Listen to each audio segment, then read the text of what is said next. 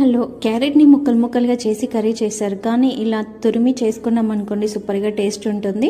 Curry తినని వాళ్ళు కూడా ఇలా చేసి పెడితే కంపల్సరీగా తినేస్తారు. ఫస్ట్ క్యారెట్స్ తీసుకొని పైన పొట్టు తీసేసుకొని క్లీన్ చేసుకోవాలి. మన కొబ్బరి తురిమే కట్టర్ ఉంటుంది కదా, దాంతో క్యారెట్ని తురుముకొని పెట్టుకోవాలి. స్టవ్ మీద ప్యాన్ పెట్టుకొని తగినంత ఆయిల్ వేసుకొని పోపు గింజలు, శనగపప్పు, కావాలంటే శనగపప్పుని స్కిప్ చేయొచ్చు. వెల్లుల్లి కంపల్సరీగా వేసుకోవాలి, కచ్చాపచ్చగా దంచేసి. తగినన్ని పచ్చిమిర్చి తీసుకోవాలి, కారపొడి వేసుకోకూడదు, లేదు అనంటే ఎండుమిర్చి వేసుకోవచ్చు. కరివేపాకు, తగినంత పసుపు వేసుకొని ఫ్రై అయిన తర్వాత మనం తురిమి పెట్టుకున్న క్యారెట్ ని తగినంత ఉప్పు వేసుకొని అంత మిక్స్ అయ్యేలా కలుపుకొని ఒక 2 minutes క్యాప్ పెట్టేసుకొని కుక్ చేసుకోవాలి.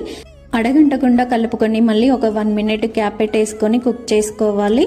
ఎక్కువసేపు కుక్ చేసుకోకూడదు, లేదంటే ముద్దైపోతుంది. కచ్చపచ్చగా గ్రైండ్ చేసుకున్న పుట్నాల పొడి, కొత్తిమీరతో గార్నిష్ చేసి ఎంతో టేస్టీ క్యారెట్ కర్రీ రెడీ. రైస్లోకి కానీ చపాతీలోకి చాలా టేస్టీగా ఉంటుంది. Like and subscribe.